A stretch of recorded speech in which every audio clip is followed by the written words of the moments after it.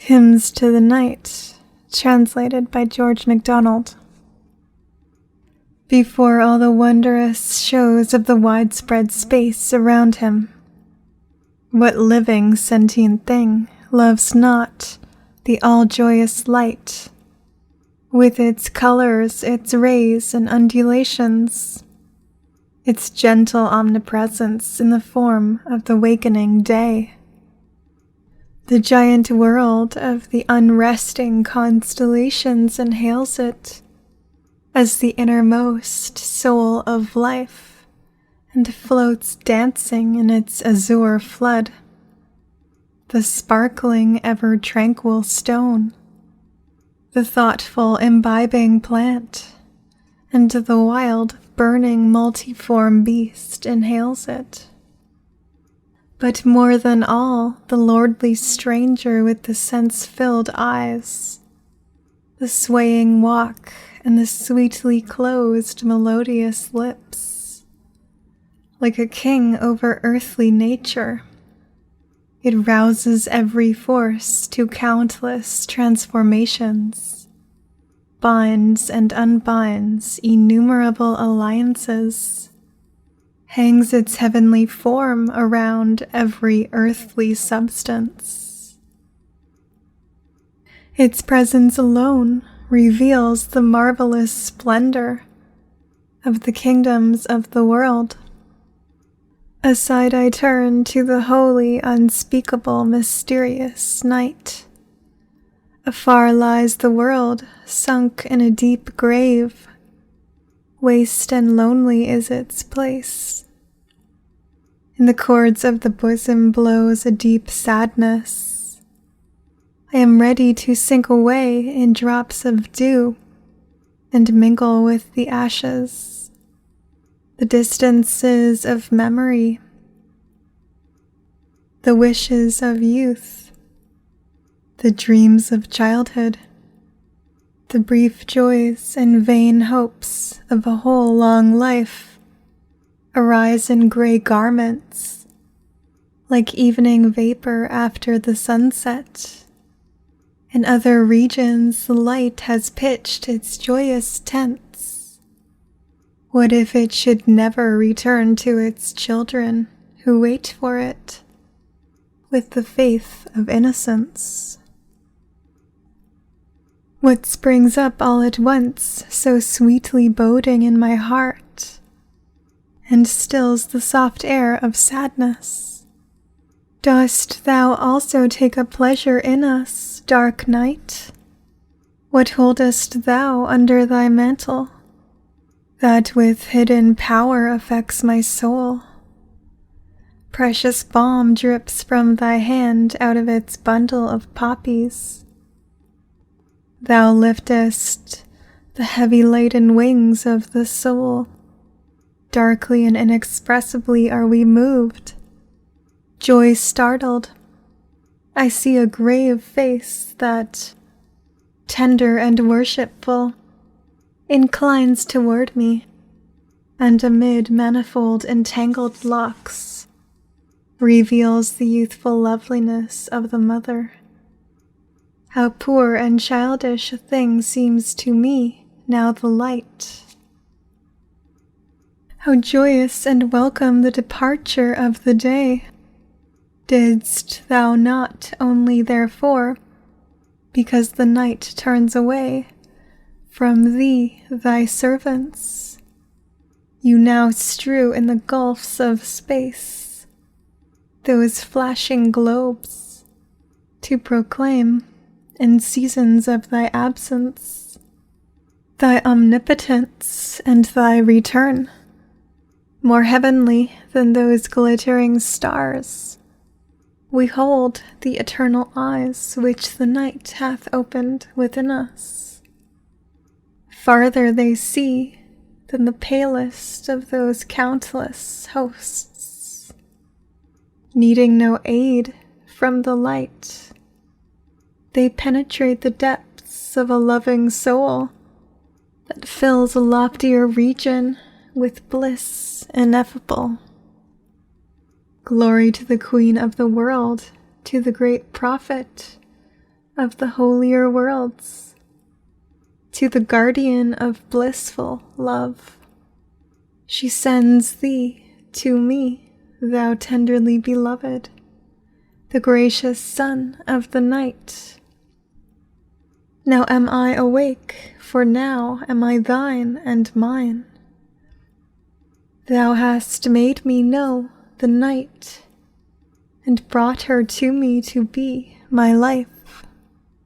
Thou hast made of me a man. Consume my body with the ardor of my soul, that I, turned to finer air, may mingle more closely with thee, and then our bridal night endure forever. 2. Must the morning always return? Will the despotism of the earthly never cease? Unholy activity consumes the angel visit of the night. Will the time never come when love's hidden sacrifice shall burn eternally? To the light a season was set, but everlasting and boundless is the dominion of the night. Endless is the duration of sleep. Holy sleep, gladden not too seldom in this earthly day labor, the devoted servant of the night. Fools alone mistake thee, knowing not of sleep but the shadow which, in the twilight of the real night, thou pitifully castest over us. They feel thee not in the golden flood of the grapes, in the magic oil of the almond tree, and the brown juice of the poppy. They know not that it is thou who hauntest the bosom of the tender maiden, and makest a heaven of her lap. Never suspected is thou, opening the doors to heaven, that steppest to meet them out of ancient stories, bearing the key to the dwellings of the blessed, silent messenger of secrets infinite.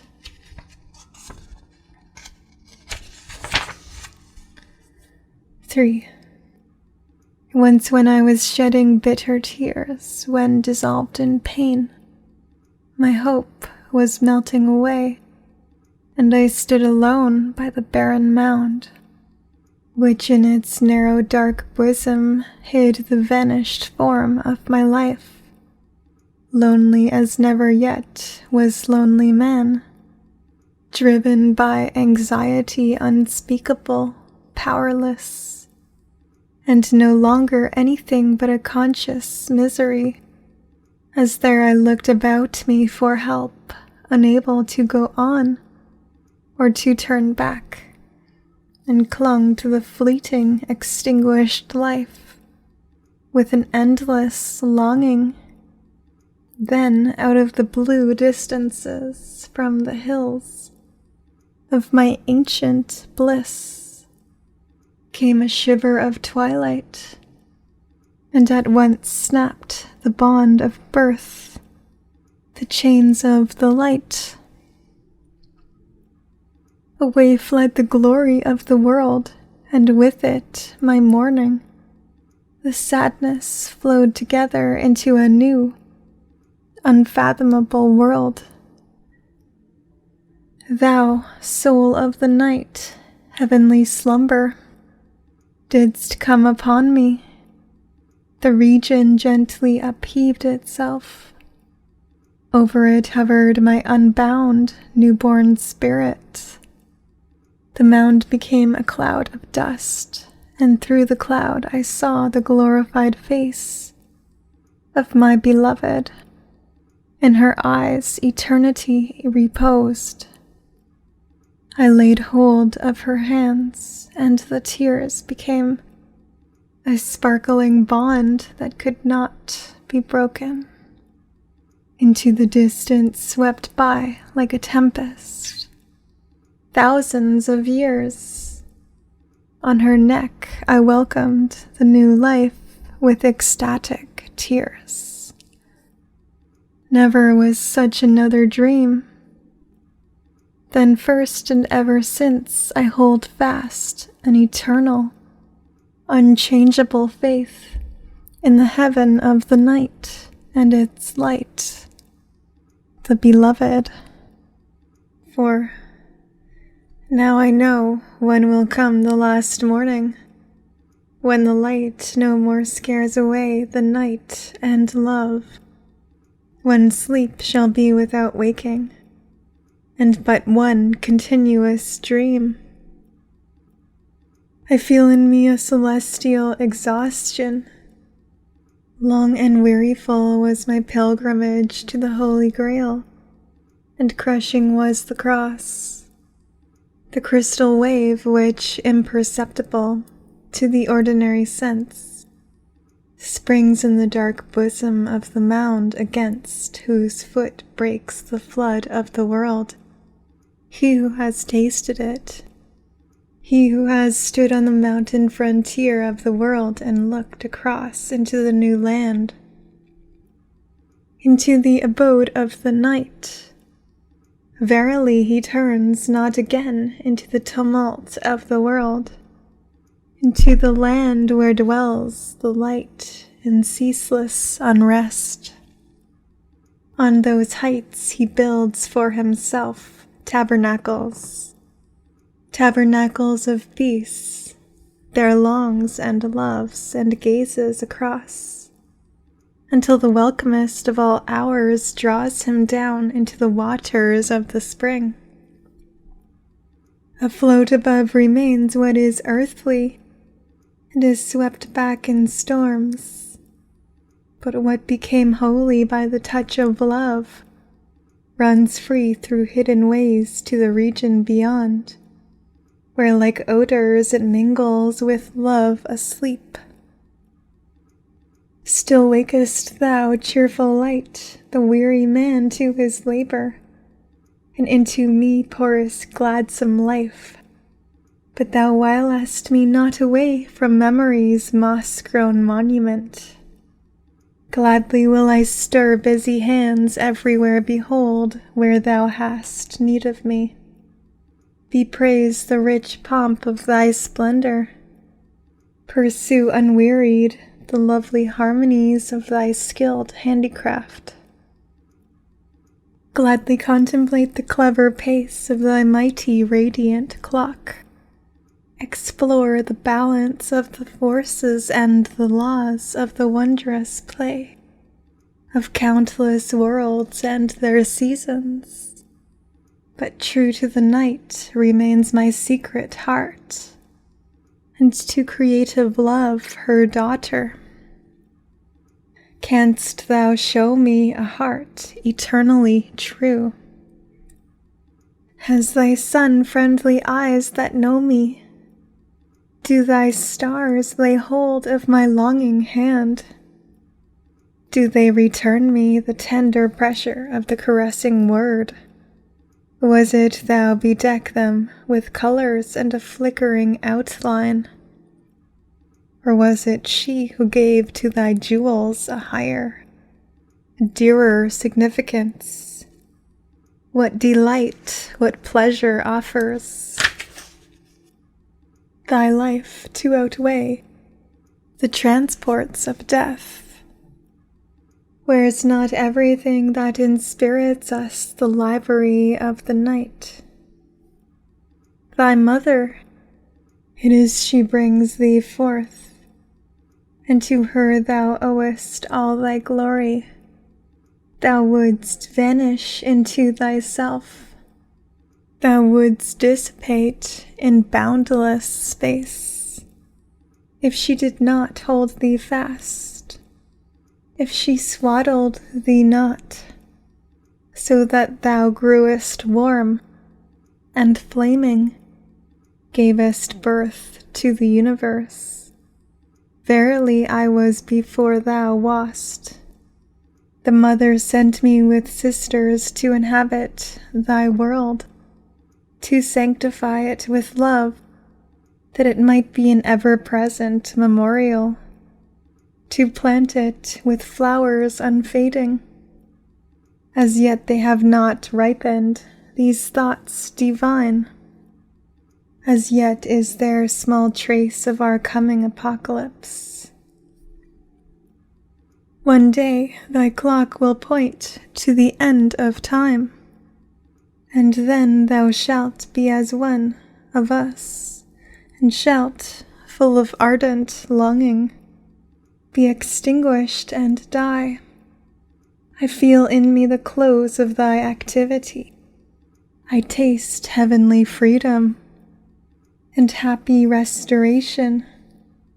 With wild pangs I recognize thy distance from our home. They feud with the ancient glorious heaven. Thy rage and thy raving are in vain.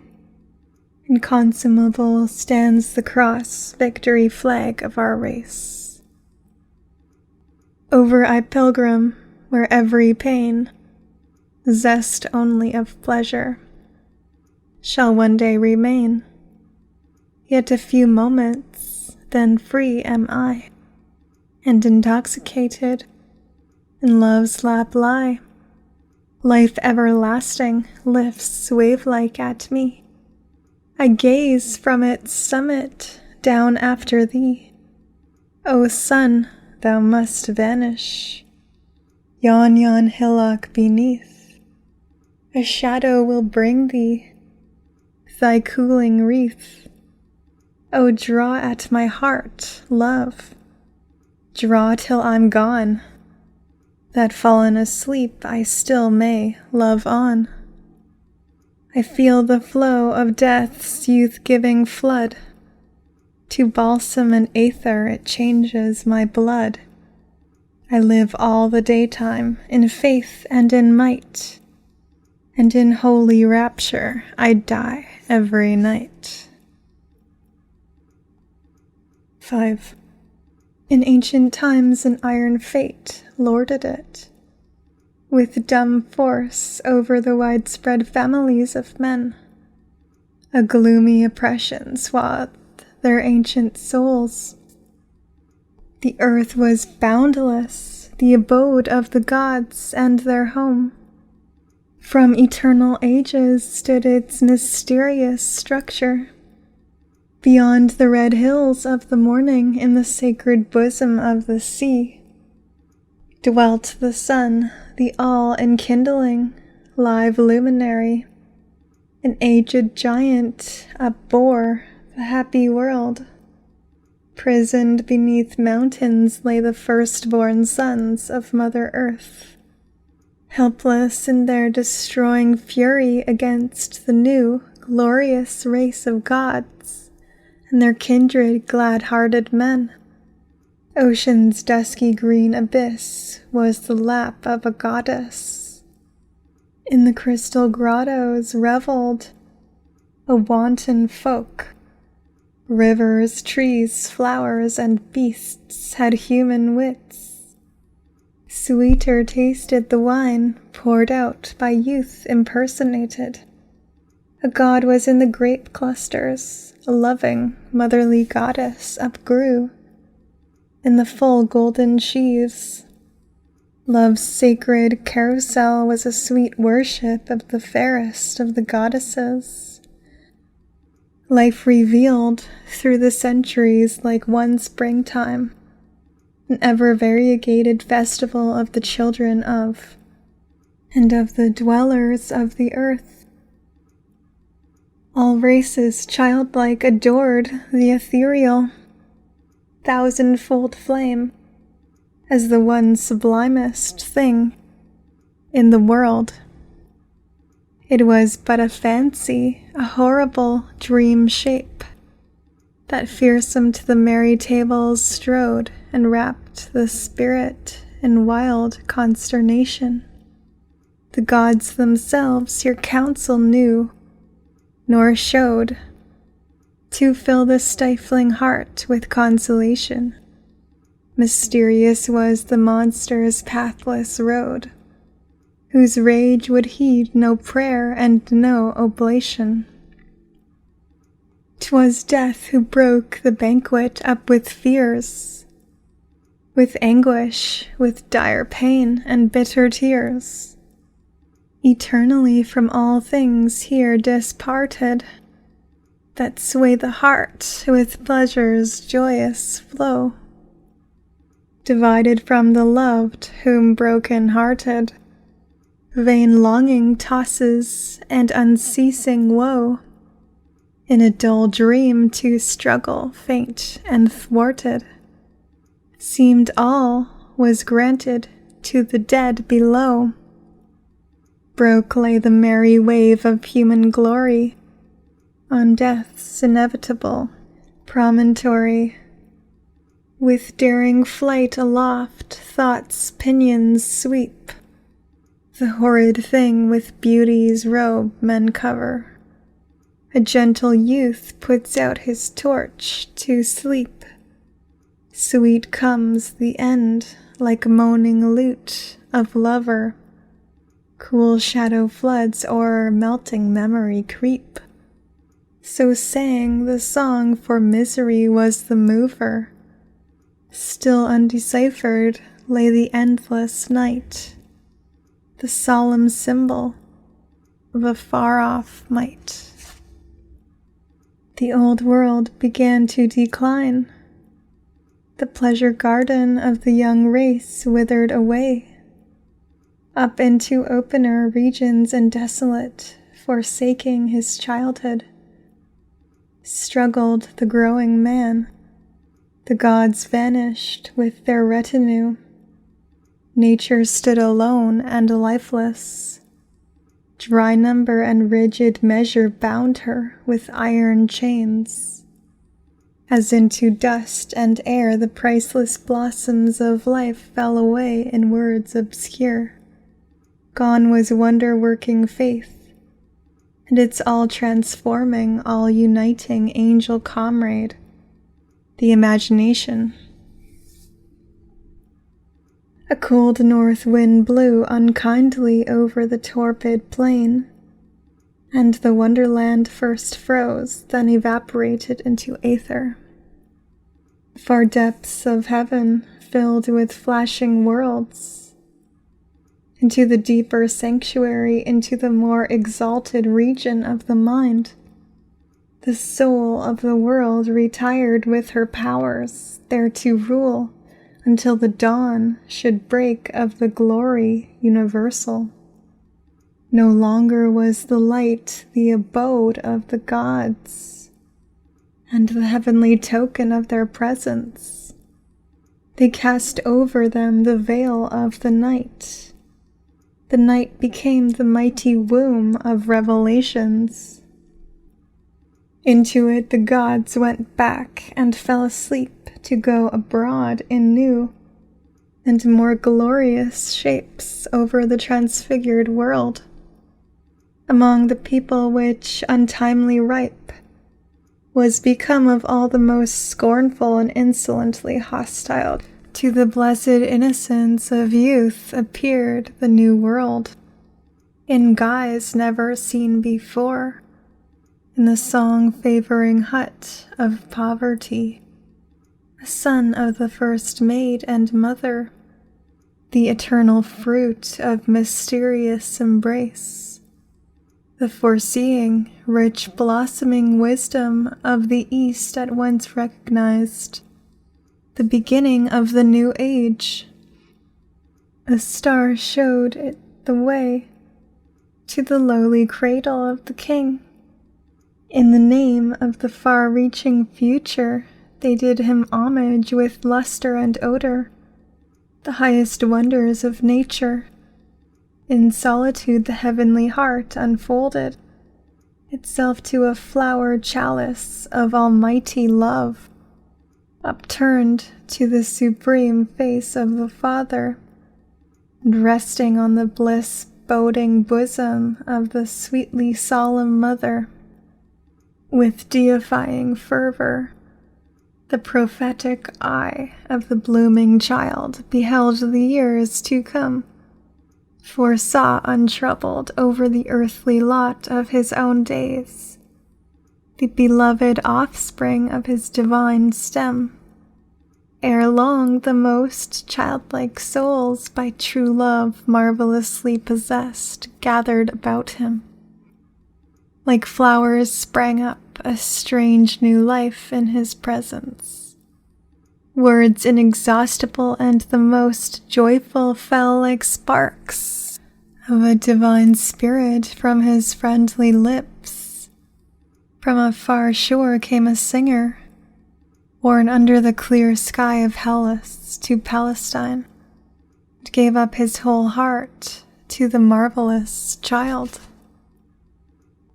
The youth thou art, who ages long hast stood upon our graves, lost in a maze of weaning, sign in the darkness of God's tidings good, whence hints of growth humanity is gleaning. For that we long, on that we sweetly brood, which erst in woe had lost all life and meaning. In everlasting life, death found its goal. For thou art death, who at last makest us whole. Filled with joy, the singer went on to inno-stand, his heart intoxicated with the sweetest love, and poured it out in fiery songs under that tender sky, so that 1,000 hearts bowed to him, and the good news sprang up with 1,000 branches.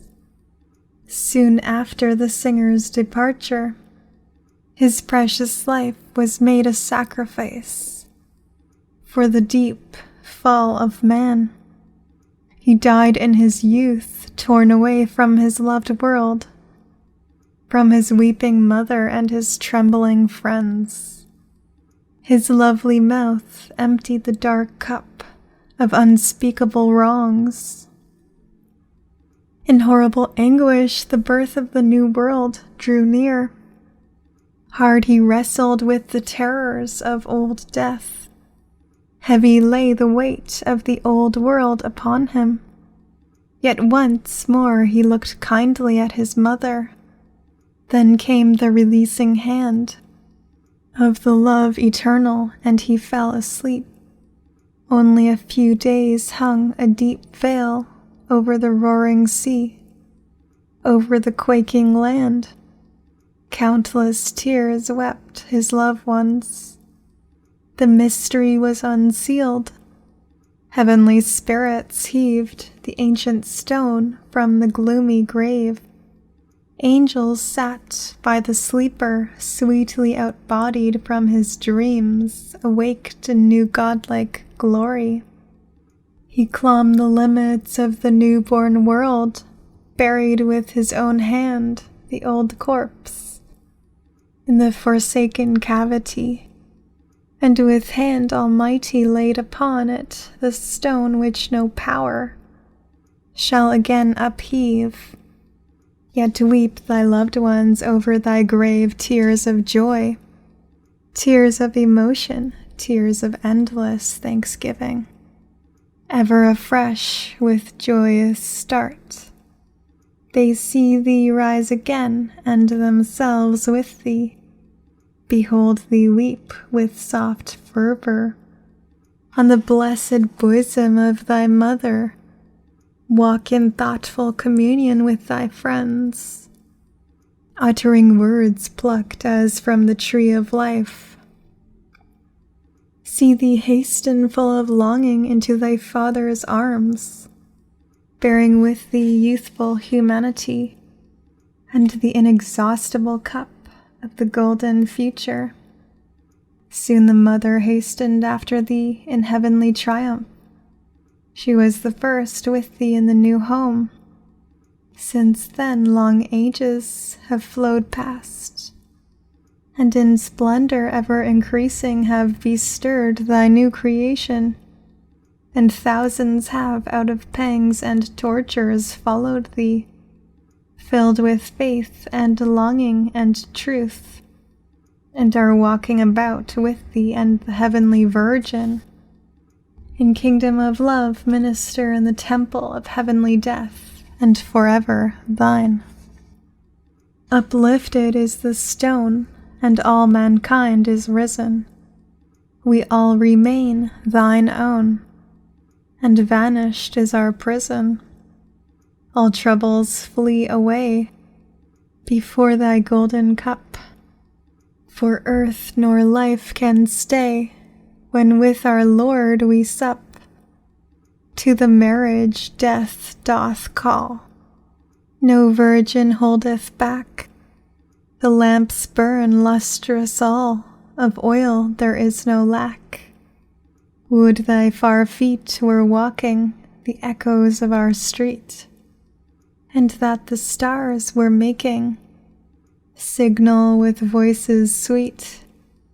To thee, O Mother Maiden, 10,000 hearts aspire, in this life sorrow-laden. Thee only they desire, in thee they hope for healing, in thee expect true rest.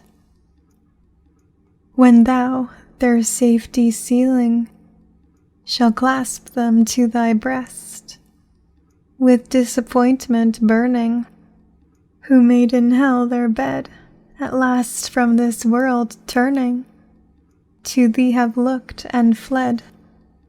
Helpful thou hast appeared to us in many a pain. Now to thy home we've neared, not to go out again. Now at no grave are weeping, such as do love and pray.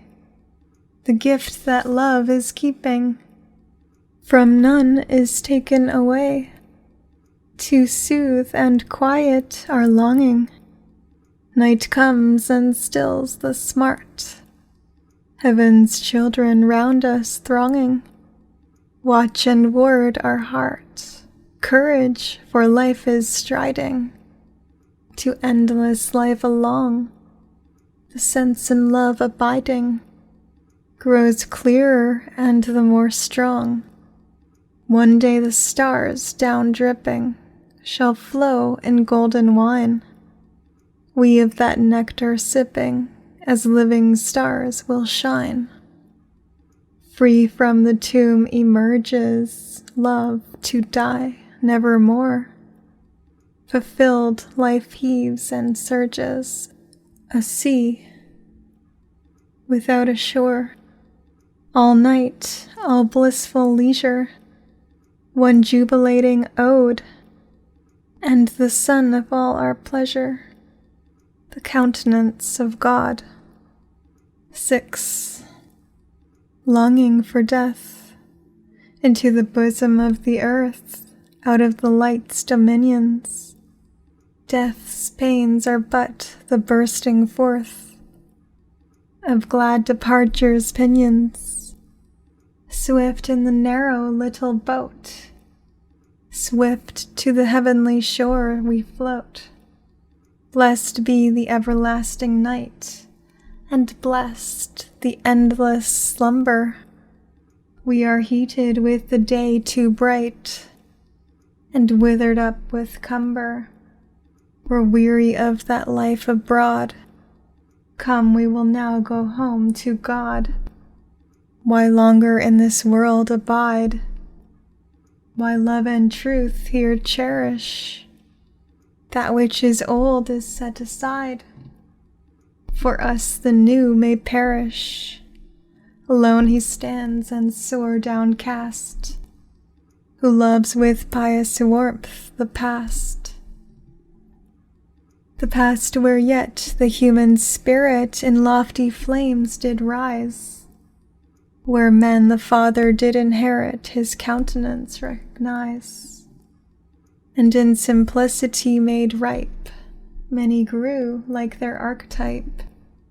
The past wherein, still rich in bloom, all stems did burgeon glorious, and children for the world to come sought pain and death victorious. and through both life and pleasure spake. Yet many a heart for love did break. The past, where to the flow of youth God yet himself declared, and early death in loving truth, the young beheld and dared, anguish and torture parient bore, to prove they loved him as of yore. With anxious yearning now we see that past in darkness drenched. With this world's water never we shall find our hot thirst quenched. To our old home we have to go, that blessed time again to know. What yet doth hinder our return? Long since repose are precious. Their grave is of our life the bourne. We shrink from times ungracious. By not a hope are we decoyed. The heart is full, the world is void. Infinite and mysterious thrills through me a sweet trembling, as if from far there echoed thus a sigh, our grief resembling. The dear ones long as well as I, and sent to me their waiting sigh.